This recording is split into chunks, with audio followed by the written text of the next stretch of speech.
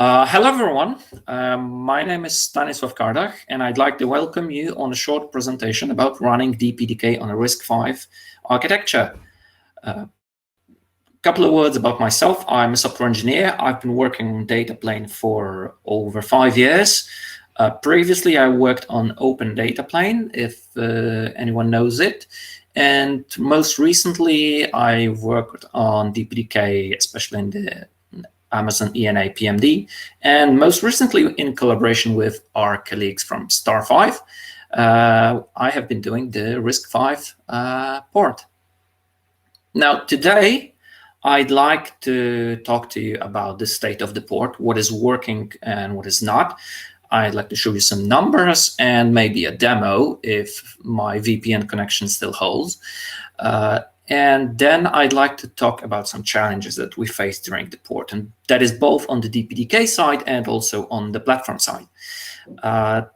Next, I'll talk a little bit about what is the future of the port, and finally, there will be I'll try to have around 5 minutes for a Q&A session at the very end. So please drop your comments, drop your questions in the chat or in the Q&A tab itself. Right. So the long story short, the port is working. We do have most of the unit tests passing. We support native and cross compilation with GCC, and we're based on 2105. In terms of the networking side, we have tested all the non-IOMMU drivers that are available against the Intel X520 DA2 NIC, and that is iXGBE PMD. Now, the reason why we only test the non-IOMMU drivers is because our RISC-V platform does not have IOMMU. There are several things which unfortunately are missing. We had to disable I40E PMD because it relies on vector operations, and the platform we were developing on did not have them.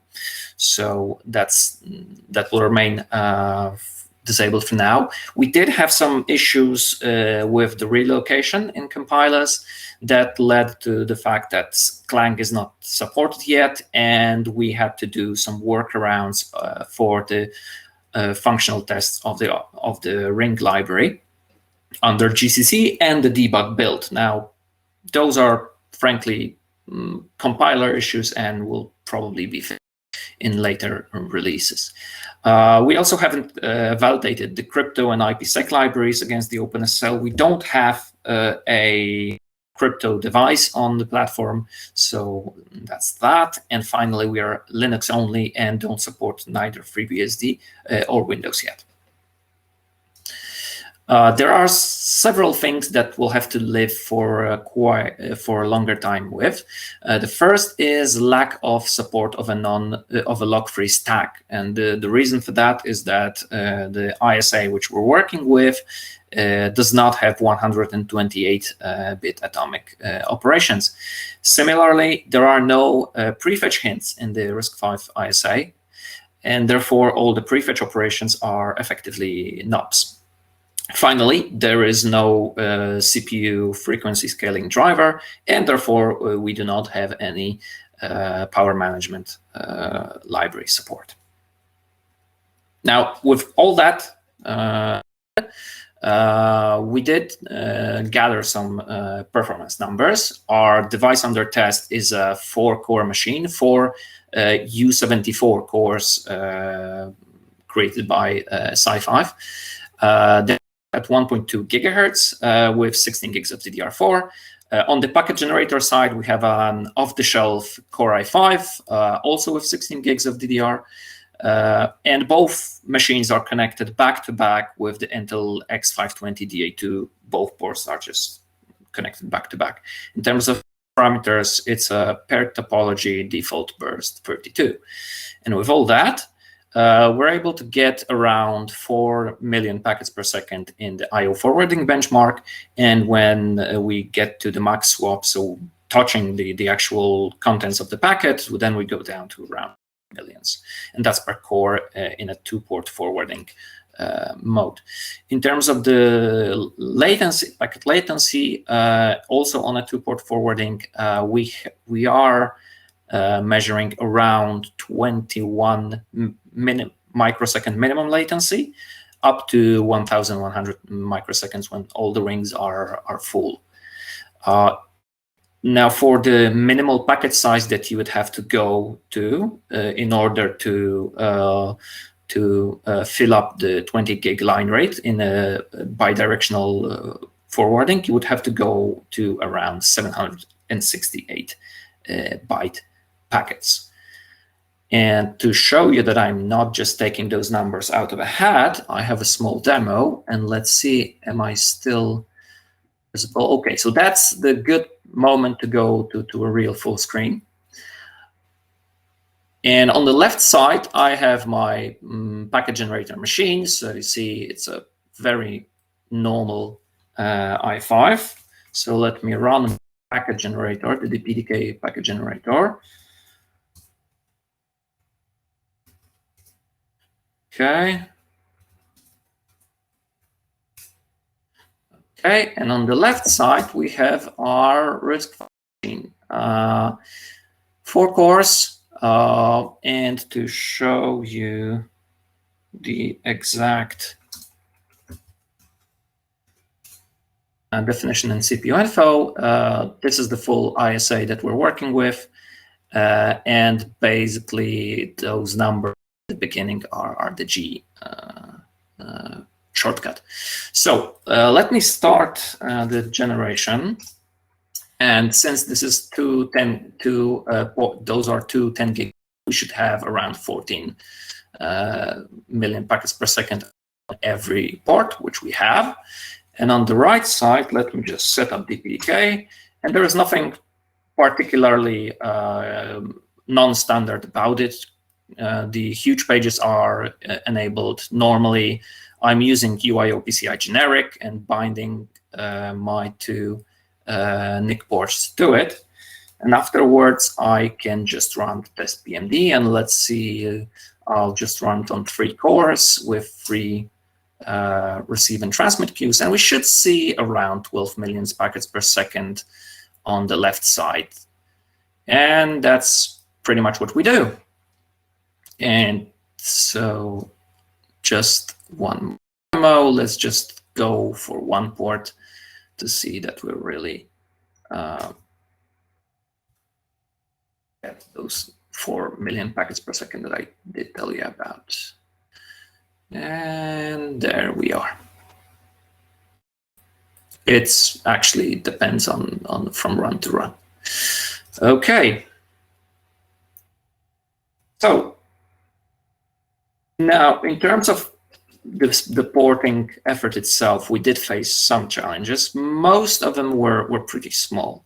On the platform side, we had to add extra patches to enable the generic PCI resource mapping. And those patches are actually currently merged into the upstream kernel. They will be released in kernel 5.14.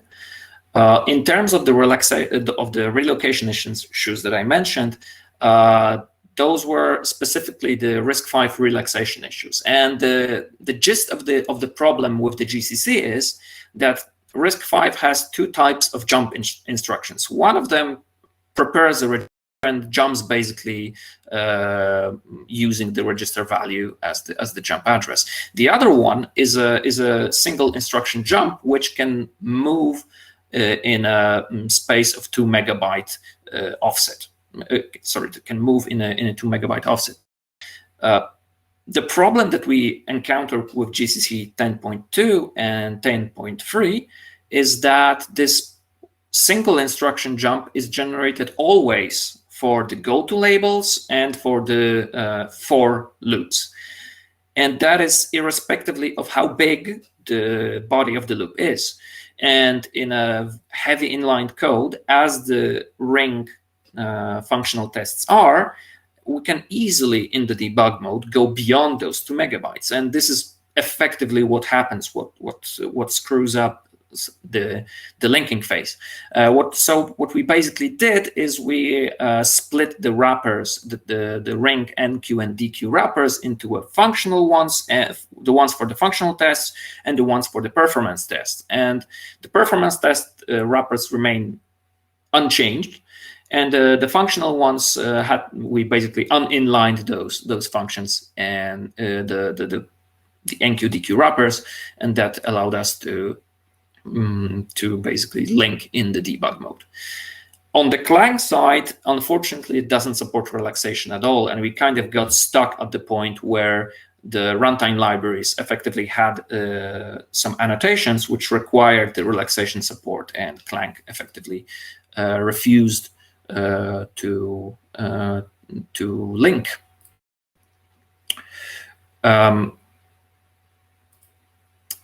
So another thing is DPDK can, when compiled natively on the target, it normally adapts to the actual platform that it's compiling on. It chooses some micro optimizations. On RISC-V, you cannot necessarily do that from the user space because there is no information on the actual the concrete vendor and machine type that you're running. There are in the ISA, there are the registers to figure it out, and Linux is fetching them from the firmware. However, it doesn't propagate that value to the to user space in any form. It just uses it to apply erratas. So for now, we basically just have the compile time switches to choose, or effectively the configuration files for different platforms. Finally, there's a matter of a timestamp counter.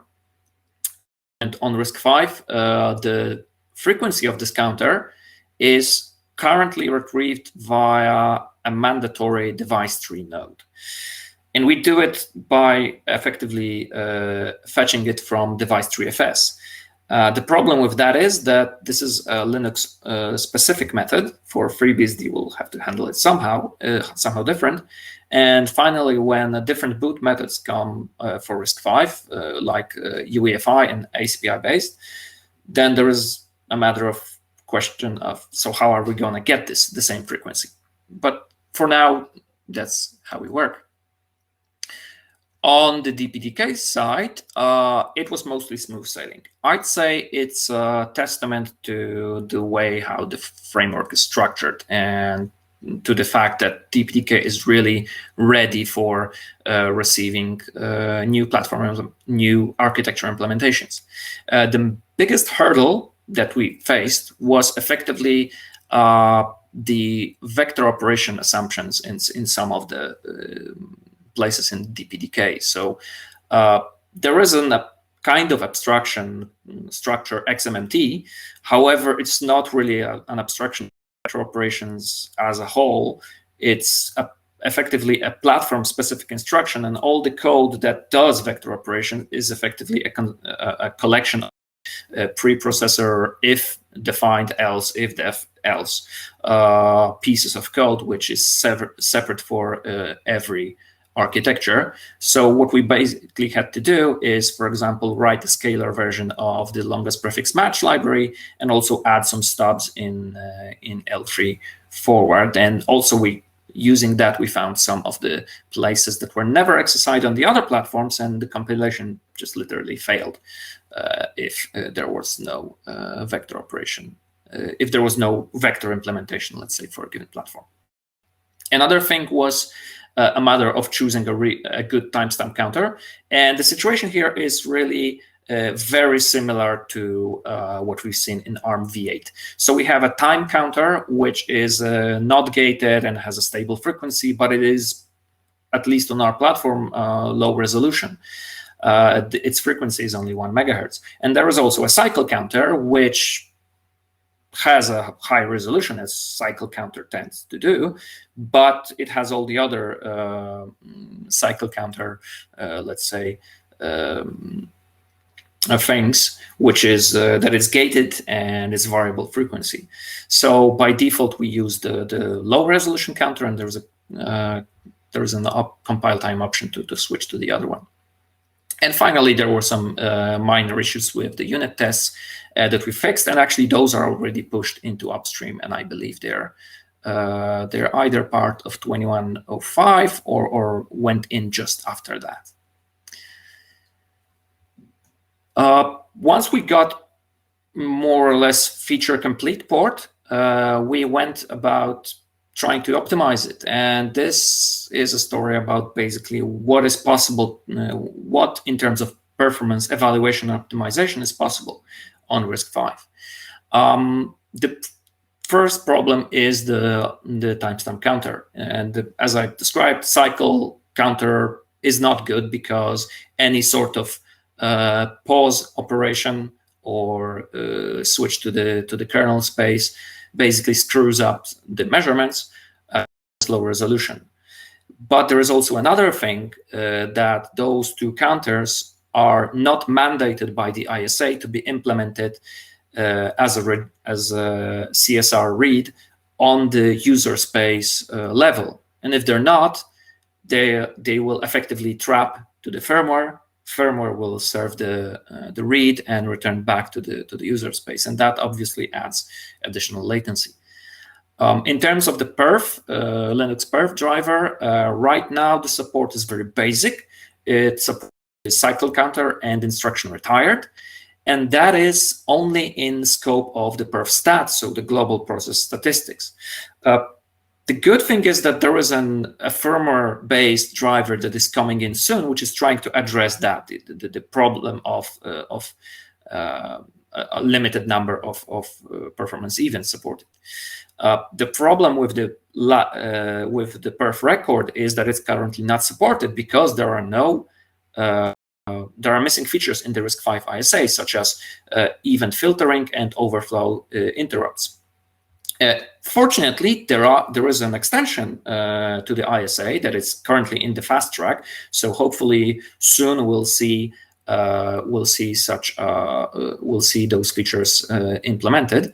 The downside of this extension is that it does not cover neither cycle counter or instruction retired counters. So either there will have to be extension after that, or vendors will have to effectively do some workarounds for that, doing basically aliasing those two counters into a set of generic counters that RISC-V has. So the perf record is out of the question. So the other thing that we looked at is the Linux user probes and eBPF, and that's great because the kernel side of support for those is available in kernel 5.12, and with that we can basically inject the traces into any point in the user space code. And since eBPF programs can actually access performance events counters, we can read those and have to do some sort of targeted sampling. The downside is that the user space side of this package, or of eBPF package, and that is BPF compiler collection, or BCC in short, is not yet ready for RISC-V. We did a small POC and turned out that we really can do the sampling, but at this point in time, it requires a lot of work to be finished. So what's next? Given the amount of time that it took to basically evaluate how to do the performance optimization on the RISC-V, well, we have to do it. So, but it will take considerably more effort than it would on a more, I would say, mature platform. But then again, that's what we're here for, right? We're all here for doing the optimization, so that's going to be fun. Additionally, we'd love to add support for new platforms, hopefully something having vector extensions. There are those two libraries that we have yet not validated, and therefore we'll have to do it at some point along with OpenSSL. Once we figure out the timeline, the correct timeline with our colleagues from Star5, we will do upstreaming. So there is a plan for all of that to be landed in the upstream. And there are, I'd say, some of the adaptations in the ISA that we would like to see, we as a people who did the port, as a data plane developers. The first one I would personally very much like to see is explicit memory hints, prefetching hints. And for any data plane developer, that's kind of obvious. We need to minimize the cost of fetching the data from, especially in the random access pattern. And secondly, there has to be some sort of a cycle and instruction retired support for the performance sampling features required by the perf record. Otherwise, we get a lot of different, we can sample a lot of different events, but then again, we cannot sample the basic ones, right? So that's a bummer at this point in time.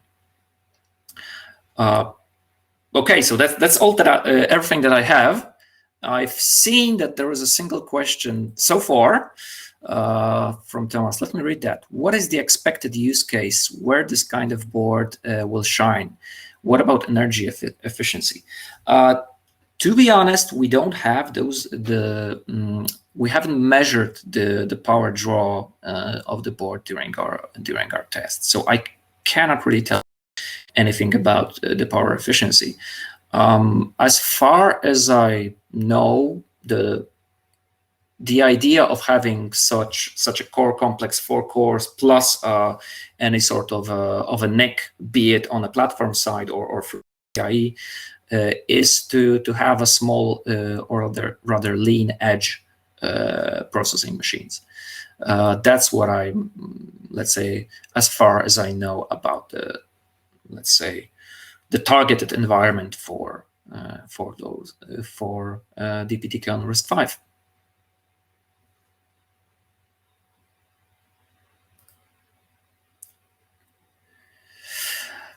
Oh, that's a very good question, but I'm afraid I can't answer yet. We are in the process of validating the whole package with our colleagues from Star5. We'll need to figure this out with them, and once we do, I'll definitely let you know.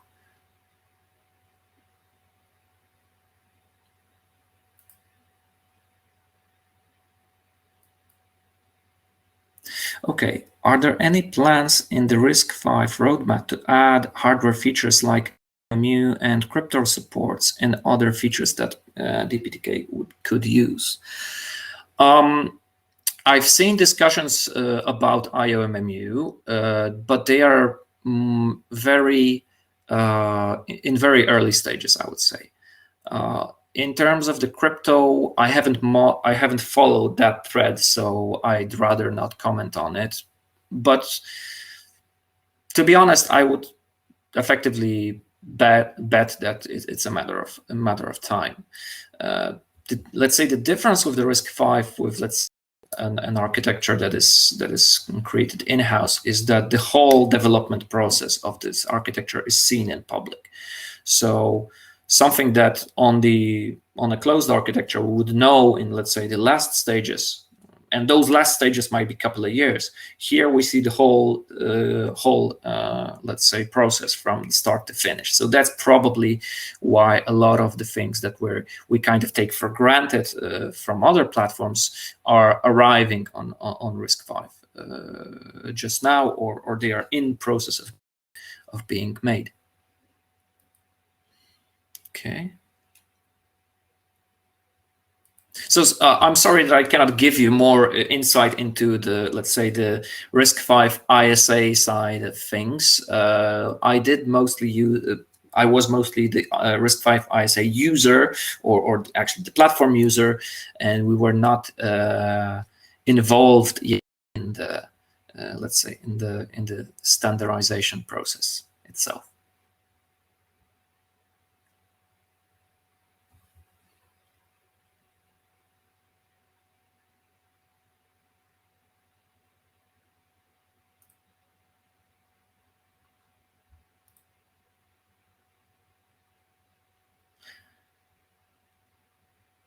Okay, so I guess if there aren't any questions, I'll probably stay here for a minute. Or we're finishing right now. Let me see. Yeah, we got here early, but I guess that's everything from my side. I don't see any more questions, unless let's wait like one more minute for anyone to add a question, and if not, then I guess we'll have a nice summit.